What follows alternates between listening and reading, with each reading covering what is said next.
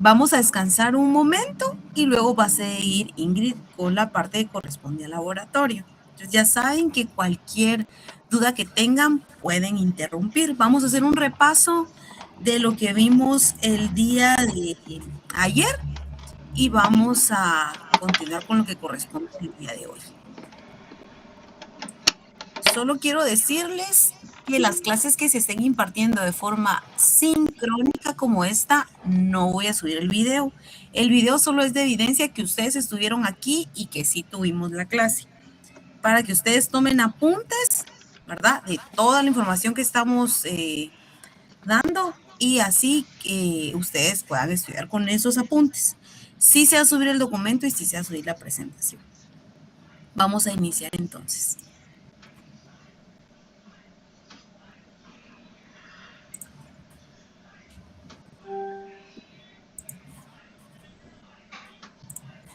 No sé si pueden ver la presentación. Sí se ve. Gracias, Ingrid. Muy bien, jóvenes. Vamos a hacer un repaso. Ayer iniciamos hablando que el metabolismo iban a ser todas aquellas reacciones, tanto de síntesis como degradación, que iban a suceder dentro de un organismo vivo. O sea que todas las células de los animales están, realizando procesos metabólicos, o sea, procesos de degradación y también de síntesis, y esta síntesis y degradación llevaba una ingesta de nutrientes y una excreción de desechos, y en ambas reacciones decíamos que podía generarse y utilizarse energía. Hablamos de las biomoléculas, ¿verdad? De las que estaban unidas por enlaces covalentes y por enlaces iónicos, cuáles iban a ser orgánicas, inorgánicas. Entonces repasamos un poquito de qué era un enlace covalente, que era compartir electrones. Luego empezamos a hablar de las moléculas bioenergéticas. Decíamos que la molécula principal iba a ser el ATP, pero no podíamos olvidar que teníamos ADP, GTP, MP y que estas iban a suceder en medio de las reacciones metabólicas que iban a suceder en los organismos animales. Luego pasamos a hablar los procesos de degradación y síntesis, ¿verdad? Que una célula iba a venir, iba a hacer lisis de nutrientes, los iba a transportar por sangre, los iba a llevar a las células objetivo y esta a través de esas unidades iba a formar otra vez estructuras necesarias. Y empezamos a hablar de las membranas biológicas, que las membranas biológicas eran ese límite entre el medio interno y el medio externo celular. Ya hablamos que la importancia de las membranas biológicas era que iban a permitir la entrada y la salida de nutrientes o la salida de desechos o la salida de algún producto para otra célula. Iba a permitir ese flujo constante de moléculas y que era importante porque también permitía hacer señalizaciones químicas.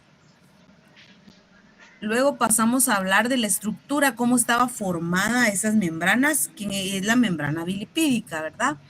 Decíamos que la estructura iba a ser que va a estar formada por medio de colesterol en las dos capas y vamos a tener carbohidratos a la parte externa, proteínas integrales, proteínas estructurales y vamos a tener los diferentes fosfolípidos. Y decíamos que esta característica de la membrana lipídica era lo que le otorgaba a las células tener la característica de ser anfipáticas, ¿verdad? Pasábamos a hablar únicamente de lípidos y estuvimos viendo que estaban formados de fosfolípidos, que era la fosfatidilcolina, fosfatidiletanolamina, fosfatidilserina y esfingomielina, que esos cuatro eran los fosfolípidos que iban a formar la membrana bilipídica de las células. Y de los glicolípidos íbamos a tener también que iban a haber gangliósidos y cerebrósidos, ¿verdad? Siempre ubicados en la membrana externa. Y el colesterol. Pasamos entonces a hablar de los diferentes fosfolípidos, donde se ubicaban y decíamos que la fosfatidilcolina iba a estar en la membrana externa y la fosfatidilserina y etanolamina iban a estar en la membrana interna, ¿verdad? Y repasamos un poquito de cómo estaban integradas cada una que cuando hablábamos de la fosfatilcolina, etanolamina y serina, iban a estar formadas cada una por su molécula, un fósforo y un diacilglicerol, ¿verdad? Cuando hablábamos de esfingofosfolípidos, o sea, la esfingomielina, esta iba a estar formada por una esfingosina, también iba a estar fosforilado y iba a tener una colina. Pasamos entonces a ver ya la integración completa de cómo estaba la membrana bilipídica y empezamos a hablar un poquito de por qué teníamos que saber esta composición y cuál era la importancia. Lo primero era que esa disposición era importante porque era la forma en que las células que reconocen al organismo, las células de defensa, iban a saber si esta célula era sana o si tenía que empezar la muerte celular. ¿Cómo se daba ese reconocimiento? Ese reconocimiento solo se daba por el cambio en la asimetría. O sea, si teníamos un cambio entre la fosfatidilcerina y la fosfatidilcolina, ese cambio, ¿verdad? Que se daba por la enzima escramblasa iba a dar la señalización al macrófago para que hubiera una apoptosis, o sea, que esta célula pudiera entrar en esa destrucción o muerte programada.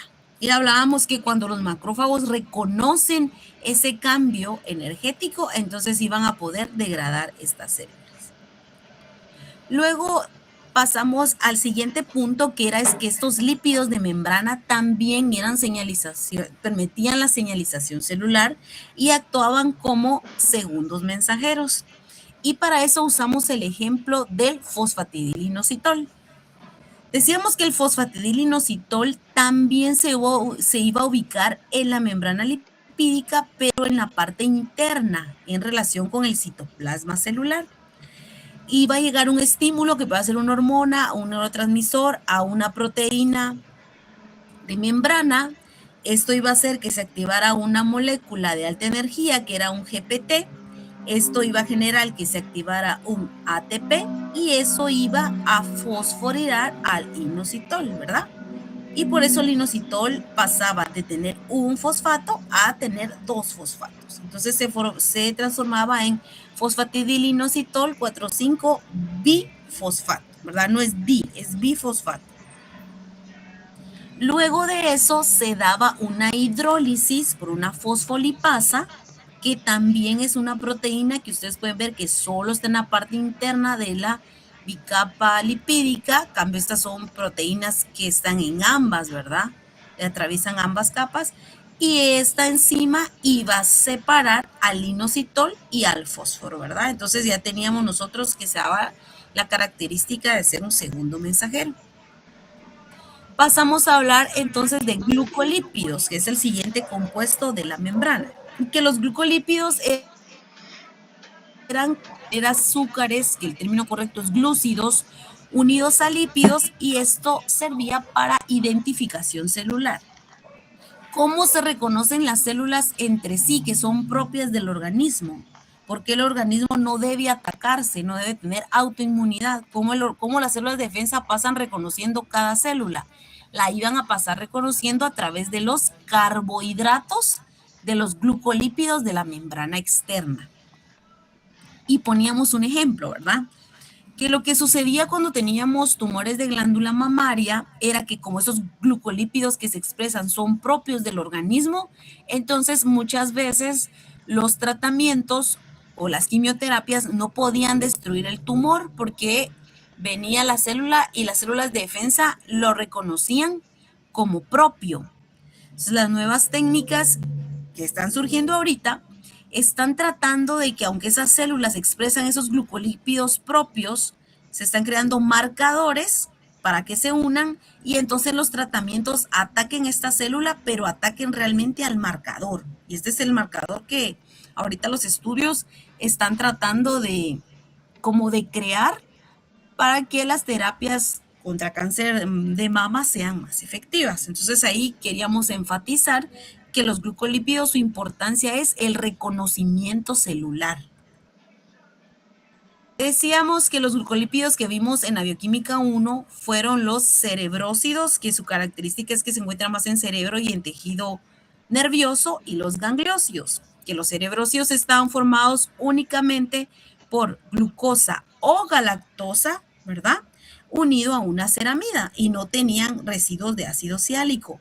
Pero los gangliósidos iban a tener disacáridos, polisacáridos, y estos iban a ser un poco más complejos, ¿verdad? O sea que iban a tener 2 o más azúcares y sí van a tener residuos de ácido siálico.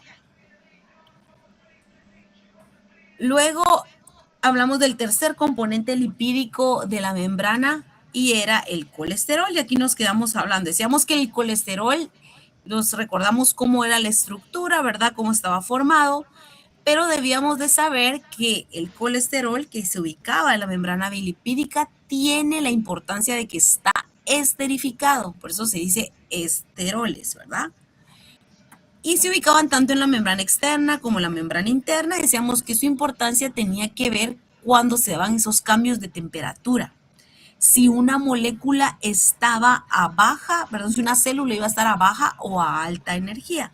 Y que si estaba a baja energía, pues el colesterol no iba a dejar que se endureciera, impidiendo que se formaran más enlaces de Van der Waals, ¿verdad? Y decíamos que cuando la elevaba la temperatura y se empezaban a mover las cadenas y los fosfolípidos para dejar entrar agua, para mantener un equilibrio electrolítico, el colesterol no lo iba a permitir, iba a evitar esa fluidez de líquido. Entonces, podíamos decir que la importancia del colesterol en la membrana bilipídica es que va a amortiguar esa fluidez. Hasta ahí llegamos y vamos a continuar. Muy bien.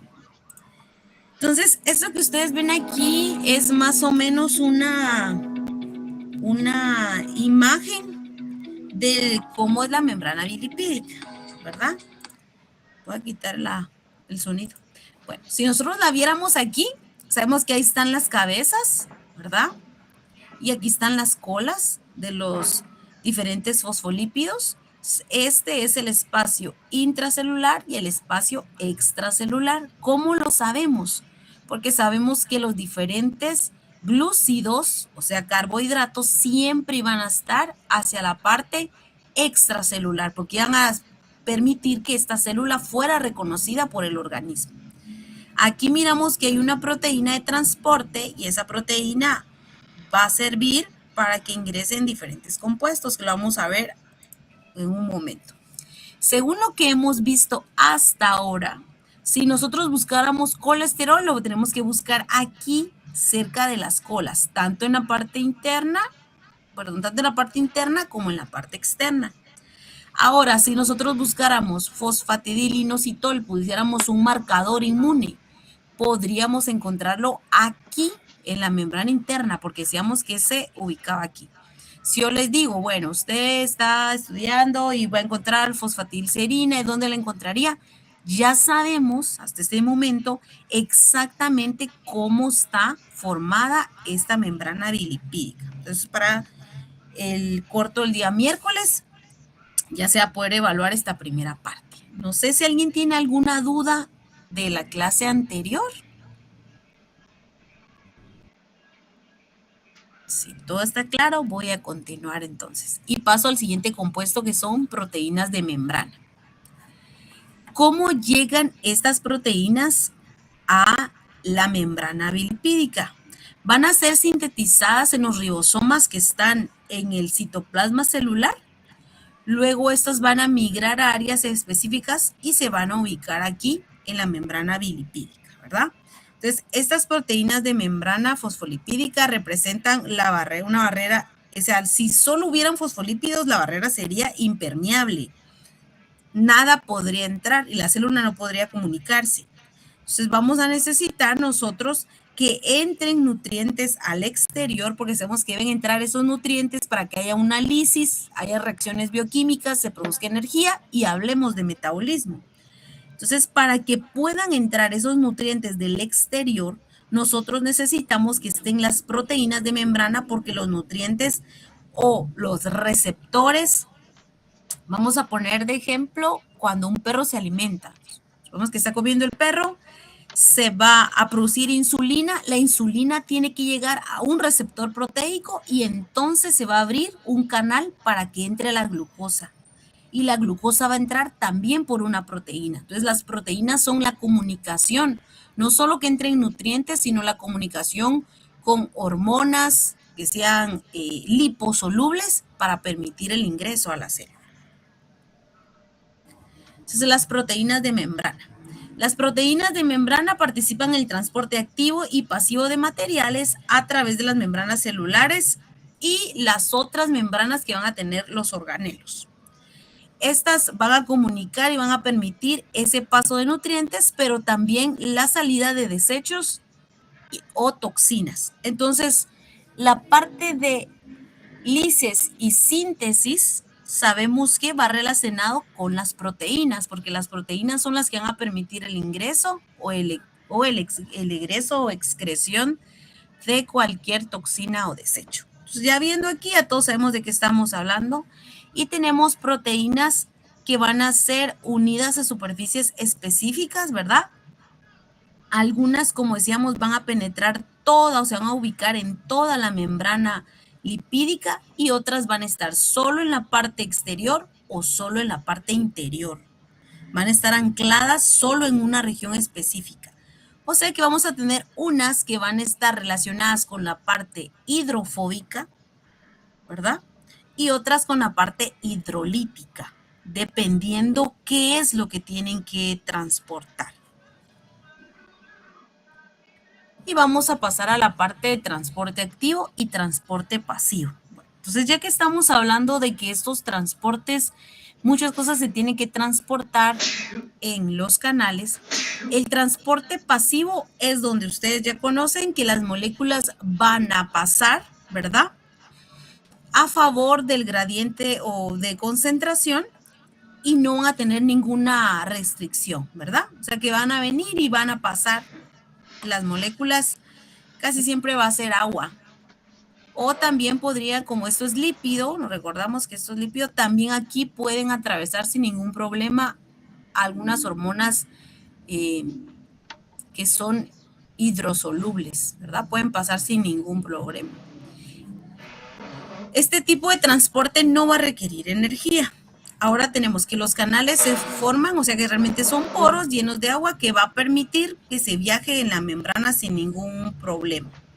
También esto va a favorecer un poco el gradiente electroquímico. O sea que aquí la imagen no muy está adecuada, sino que aquí debe haber más y va a fluir sin ningún problema, ¿verdad? Ese es el objetivo.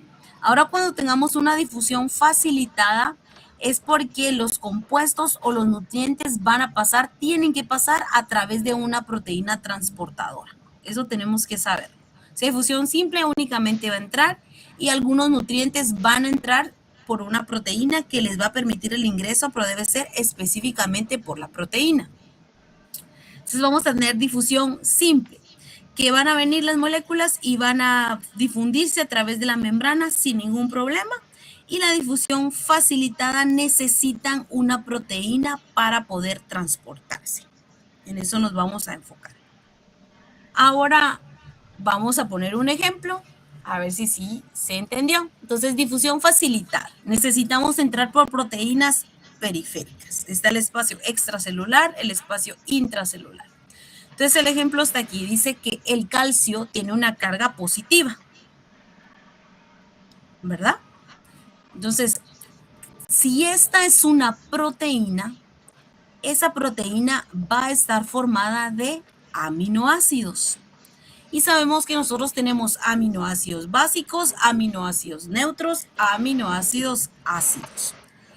Si este ion, que es un catión, tiene carga positiva, para poder pasar por esta proteína de transporte, necesita que los aminoácidos que van a estar en contacto con él tengan carga negativa.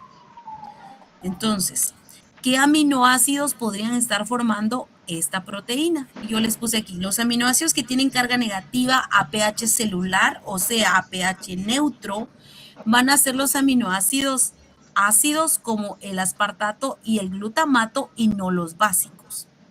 Bueno, entonces supongamos que viene una pregunta en el examen. Hay una alta cantidad de calcio, usted pone un suero con calcio, estamos a pH neutro, ¿verdad?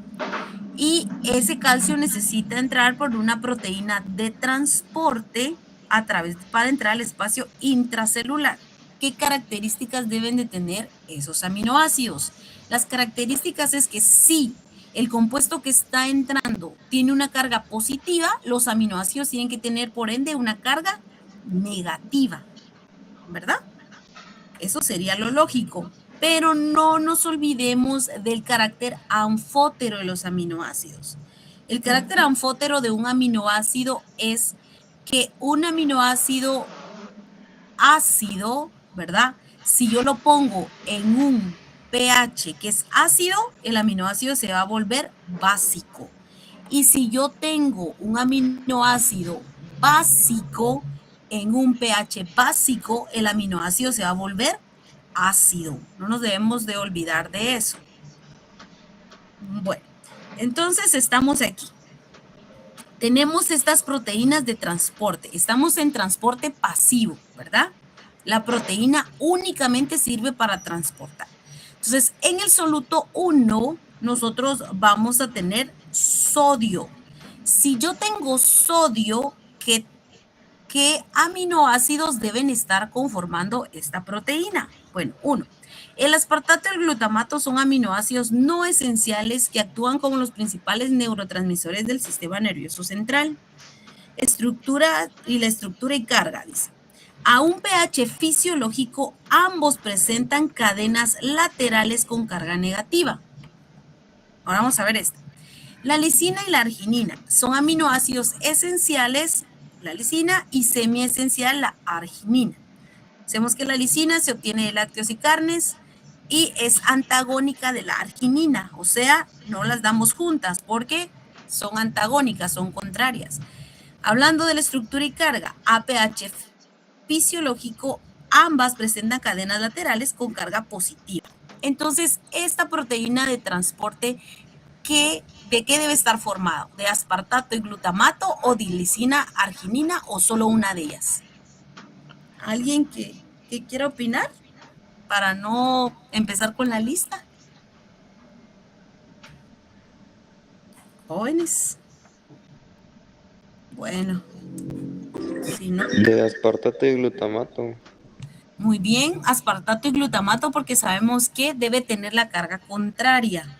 Bueno, entonces en cloro, para cloro, ¿qué usa? Perdón. ¿Sí? Pero digamos, en ese caso tendría que tener de las dos, aspartato y glutamato, o solo de una. Pueden poner solo uno, estaría correcta, porque lo importante ahí es que la carga sea contraria, ¿verdad? Ahora, si en el cloro ustedes pusieran lisina, arginina, entonces estaría incorrecta, porque aquí dice que son antagónicas, o sea que una restringe a la otra, tengo que elegir solo una, ¿verdad? ¿Sí todos entendieron eso? ¿Lisina o arginina? ¿Estamos? ¿Está claro? Sí, doctora. Doctora, ¿Sí? ¿puede explicarlo de nuevo? Disculpe. Bueno, entonces estamos hablando de proteínas de transporte, que es transporte pasivo, ¿verdad? Primero, si yo tengo un soluto con carga positiva, voy a usar un aminoácido que sea de carga negativa en pH neutro. pH neutro. Si yo tengo un soluto de carga negativa, voy a usar un aminoácido carga positiva en pH neutro. El problema es que yo no puedo usar una proteína que tenga combinada lisina y arginina, porque estos, como son antagonistas, son contrarios. O sea que sí, uno va a restringir la función del otro aminoácido. Entonces, solo puedo elegir a uno, porque ellos como que están en contra. Y el propósito aquí es que entre la molécula o que salga la molécula. Entonces voy a elegir solo a uno de los dos. Aquí dice claramente que estos son antagonistas, o sea, solo uno va a funcionar y el otro no. Ahora aquí tenemos el magnesio, que es positivo, también podría entrar por una proteína que tenga en su cadena peptídica aspartato o glutamato, ¿verdad? Bueno, ahora vamos a cambiar. ¿Qué pasa si el pH cambia? O sea, yo tengo un paciente que tiene una acidosis horrible. Entonces, como tiene una acidosis, nosotros vamos a venir y con el pH entonces ya no es neutro. El pH es ácido. Vaya, entonces como el pH es ácido, aquí entra en juego las características de lo que los aminoácidos son anfóteros. Si alguien pone anfipático, está mal, porque anfipático es una característica lipídica. Anfipático, ¿verdad? Lipídica. Anfótero es una característica proteica. Eso lo apúntenlo y eso debe quedar claro. Cuando yo hablo de proteínas, hablo de anfótero. Cuando yo hablo de lípidos, hablo de anfipático. Bueno, entonces estamos aquí. Las proteínas de transporte pasivo y hay acidosis. Como hay acidosis, entonces, ¿qué esta proteína que está aquí para que deje entrar el sodio, qué tipo de aminoácido tiene que tener? Arginina. ¿Alguien que quiera opinar? Ninguno. Bueno, para este caso, ahí es donde tenemos que poner atención, como el pH está ácido, los aminoácidos que estén en contacto con este pH va a entrar en juego la característica anfótera, entonces ellos, si tienen carga aquí negativa, van a cambiar, entonces, como ahí está ácido, ¿verdad? Los que tienen carga negativa y positiva, ¿cómo se van a comportar? ¿Qué piensan? Básicos. Muy bien, todos se van a comportar básicos porque necesitamos que, si queremos que entre el sodio, ¿verdad? Entonces va a ser básico y va a permitir la entrada. O sea, hay algunos que no van a tener ningún problema. Los que son ácidos van a cambiar a básicos y los que son básicos se van a quedar como básicos. Puede ser entonces que las proteínas que estén aquí de membrana, dependiendo en cómo esté el ambiente, si tenemos acidosis o alcalosis, tengan ese cambio de su gradiente electroquímico dependiendo la necesidad del paciente. Eso es lo que necesito que quede claro. Bueno, ahora vamos a pasar a, ya teniendo en claro aquí el ejemplo del calcio. Entonces dice que el calcio tiene carga positiva, por lo que los aminoácidos que recubren los poros de los canales de calcio son generalmente ácidos, ¿verdad? Para que quede claro eso. Y ahora vamos a transporte activo.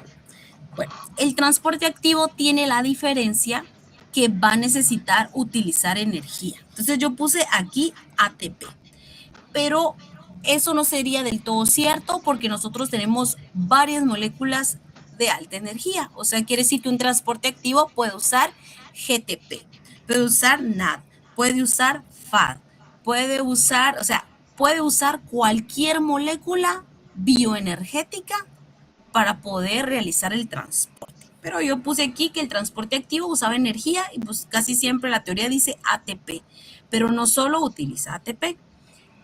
Y tenemos transporte activo primario y transporte activo secundario. Y quiero que esto quede bien claro. El transporte activo primario va a usar ATP y en su mayoría es uniporte. ¿Qué significa uniporte? Que la entrada va a ser solo hacia una dirección. Eso es uniporte, una dirección. El transporte activo secundario va a usar energía, pero en forma indirecta. O sea, nosotros no vamos a ver aquí la proteína y que se mire cabal que hay ATP, porque va a usar energía que se produjo de otras reacciones para poder dejar entrar los solutos. Entonces, el transporte activo secundario utiliza energía de forma indirecta. Y lo siguiente es que hay de dos tipos. Entonces tenemos transporte activo secundario sin porte. Ambos tipos de moléculas, solutos o iones viajan a través de la membrana en la misma dirección. Entonces, para que entre un compuesto, tiene que entrar otro. Y en el documento les puse que casi siempre cuando tiene que el sodio en este tipo de transporte Cuando entre él, va a entrar junto con él la glucosa. Entonces, para que la glucosa entre, vamos a ver cuando pasemos a carbohidratos, se necesita de varias hormonas, proteínas, pero al final quien permite la entrada es un sistema activo, secundario, indirecto, que es sin porte. No puede entrar la glucosa sola, tiene que entrar la glucosa con sodio. Ahora, antiporte. Los dos tipos de moléculas, solutos o iones, viajan a través de la membrana en direcciones opuestas. O sea, para que la membrana necesita uno energía indirecta. Lo siguiente es que esta proteína solo va a dejar entrar un compuesto si se permite que otro salga. Y aquí lo vamos a explicar. Entonces aquí tenemos transporte activo. Como aquí miramos nosotros ATP, eso está simbolizando que este es un transporte activo, ¿verdad? Bueno, este transporte activo, como lo estamos viendo, el ATP viene y se separa y forma ADP y fósforo inorgánico. O sea, aquí esta reacción vino y produjo energía. Si este fuera un ADP, o sea, si este ADP lo pasáramos para acá, se dividiría en AMP y 2 fósforos, ¿verdad? Lo que estoy tratando de decir es que cuando se da la reacción, o sea, el transporte activo, y está la molécula de alta energía, esa se va a separar porque la rotura de ese enlace fosfórico es quien tiene la energía. Entonces, lo primero, va a haber una separación o una hidrólisis del ATP en ADP y fósforo inorgánico. Esa es la primera. Y nosotros miramos que aquí un compuesto está saliendo y otro está entrando. ¿De qué tipo es este transporte activo? ¿De qué tipo es? Antiporte. Cotransporte. Muy bien. Es antiporte porque uno está entrando y otro está saliendo, ¿verdad? Entonces, lo vamos a regresar para que lo miren bien.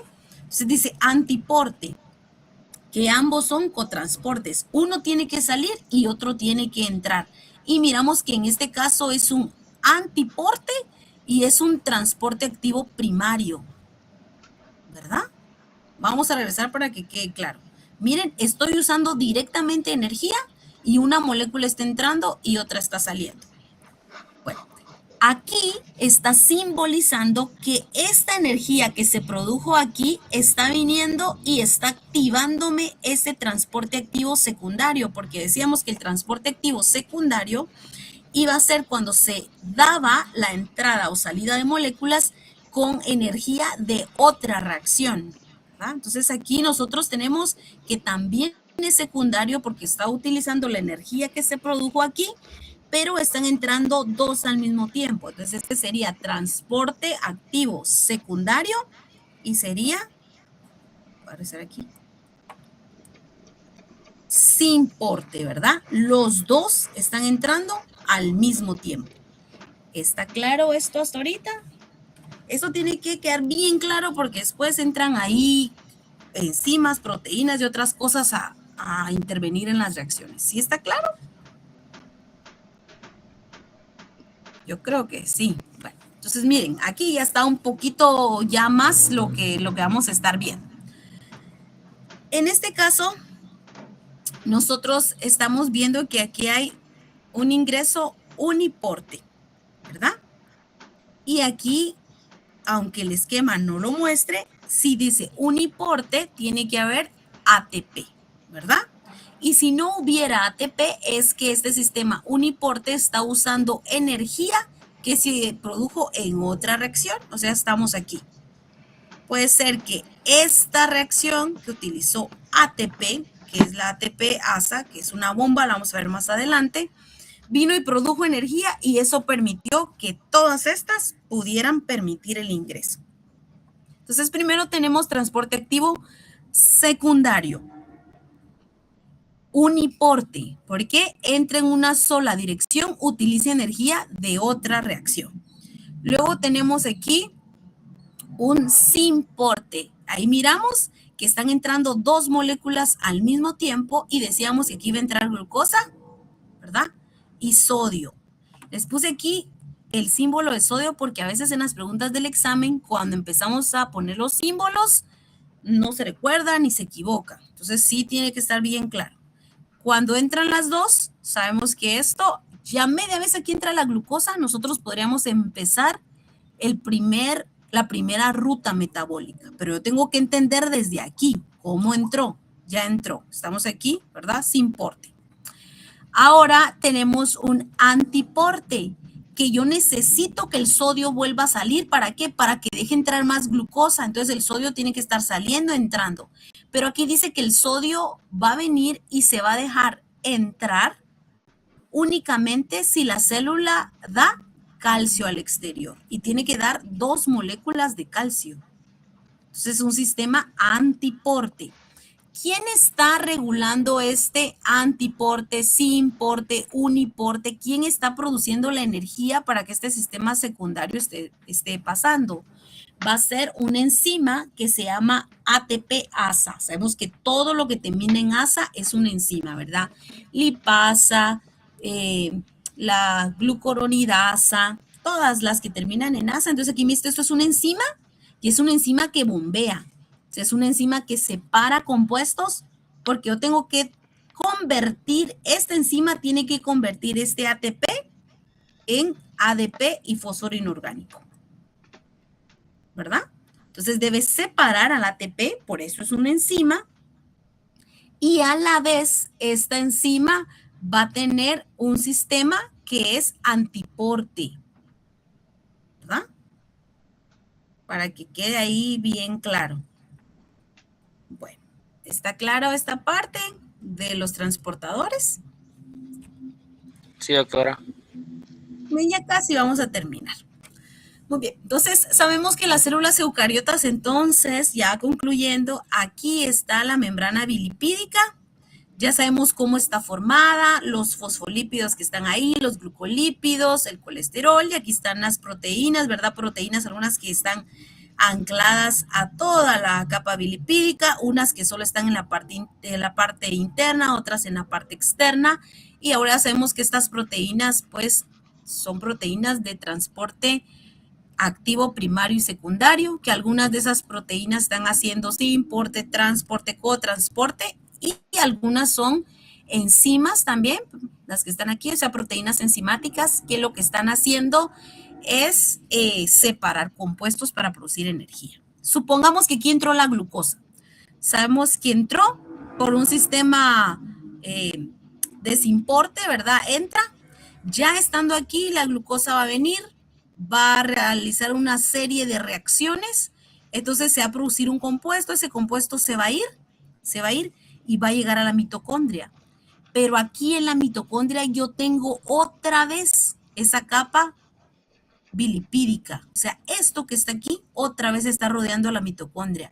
Y muchos de los compuestos del metabolismo que están aquí en el citosol no solo tienen que pasar esta capa bilipídica, sino que tienen que volver a pasar esta otra capa, y ahí hay otra serie de proteínas y de reacciones que deben suceder, y entonces nosotros vamos a llegar a ver metabolismo.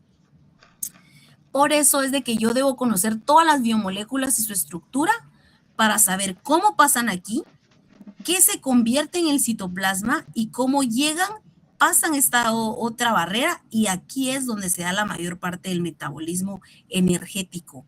Cuando yo hablo de producir ATP, aquí se produce ATP en la mitocondria, pero ya sea un lípido, un carbohidrato, una proteína, para descomponerse en ese ATP, eso está aquí. Ya, o sea, hablando que ya vimos la primera parte de la digestión y el intestino, ¿verdad? Llega sangre, llega y debe permitírsele entrar aquí. Vamos a ver todas las formas en que entra, cómo realiza todas sus reacciones, va lo que obtuvimos, pasa esta doble capa y entonces puedo utilizarlo yo como ATP hasta aquí. Entonces vamos a ver todas esas barreras, todos los sistemas, todos los compuestos que tienen que pasar los diferentes biomoléculas para llegar a producir ATP, que es el objetivo. Y algunas moléculas necesitan hormonas para poder ingresar a la capa bilipídica. Yo creo que vamos a dejarlo hasta aquí No sé si alguien tiene alguna duda y vamos a continuar mañana porque ya casi terminamos. Jóvenes, ¿alguien tiene alguna duda? Todo bien, doctor. Creo que no, doctora. Ah, bueno, todo claro. Muy bien, entonces el día miércoles sí vamos a tener, adelante, creo que alguien sí tiene una duda. Activemos el micrófono sin miedo. Yo No, doctora, es que se me activó por error. ¿No? Doctora. ¿Sí? Sí, Cristian, como que el audio está algo, no sé, ¿alguien más? ¿Me escucha ahí? Sí. Una pregunta, ¿cuándo va a subir el documento de apoyo de este tema? Lo voy a subir hoy. Va a subir el documento y la presentación porque ya solo 2 diapositivas nos faltan para que empiecen a estudiar para el día miércoles. Bueno, entonces como Ok, muchas gracias. no hay, como no hay Doctora. dudas, ¿sí? ¿Será que puede explicar otra vez el transporte pasivo? Sí, bueno, Gracias. no hay problema. Estábamos hablando que el transporte pasivo, lo primero es que no va a usar una molécula bioenergética, ¿verdad? No va a usar, no va a usar nada, ni ATP ni nada, eso es lo primero, ¿verdad? Va a entrar por proteínas o solo puede atravesar la membrana, pero la característica es que no debe utilizar energía para ser pasivo. Energía de ningún tipo, ni energía iónica, ni ATP, ni energía secundaria de algún tipo, no debe usar. Únicamente debe permitirle el ingreso simple. Pero lo que sí necesita el transporte pasivo es que si utiliza una proteína, debe haber ahí similitud en el tipo de, o sea, debe haber, sí, el compuesto que va a entrar es positivo, el aminoácido de la proteína debe ser negativo. Y al revés, si el compuesto que va a entrar tiene carga negativa, el aminoácido que conforma la proteína debe ser positivo. Siempre debe ir al contrario, ¿verdad? Porque ustedes saben eso de que dicen que se atraen, y es cierto, ¿verdad? Se van a atraer los compuestos que tienen una carga energética diferente. Eso es lo primero. Pero no podemos olvidar que sí, van a entrar libremente, media vez tengan la carga opuesta a la proteína. Pero las proteínas están formadas por una cadena peptídica, o sea, por aminoácidos, y esos aminoácidos, dependiendo las necesidades, pueden cambiar. O sea que un aminoácido que sea positivo y que la sangre esté demasiado alcalina, el aminoácido se puede volver ácido para neutralizar. ¿Se recuerdan que ahí, cuando hay acidosis o alcalosis, entran todos los amortiguadores? Entonces, en este caso, si una proteína viene y es negativa y nosotros tenemos un ambiente ácido, ella va a cambiar, los aminoácidos van a cambiar a positivos por ese carácter anfótero de los aminoácidos. Ahora al revés, si yo tengo aquí, ¿verdad? Una alcalosis, los aminoácidos que van a ser positivos van a cambiar a negativos para neutralizar. Entonces, supongamos que aquí empieza a pasar en este momento una acidosis. Entonces, esto que es negativo va a cambiar a positivo y como se vuelve positivo, ya no va a dejar entrar el calcio porque ambos serían positivos. El calcio tiene que usar otra proteína porque esta ya no le va a ser útil. ¿Eso por qué es importante? Porque sí, a veces vamos a poner sueros que tengan compuestos en pacientes que tengan acidosis y alcalosis, ¿verdad? Y vamos a ver que muchas veces los procesos de absorción de esos nutrientes en pacientes que tienen alteraciones metabólicas son lentos. ¿Pero por qué? Porque se ven alterados los transportes de membrana. Por la misma característica que los aminoácidos cambiaron su gradiente electroquímico. No sé si ahí quedó un poquito más claro. Sí, doctora. Entonces, cuando hay acidosis, el aminoácido tiene que ser alcalino para que se vuelva neutro. Muy bien. Ajá.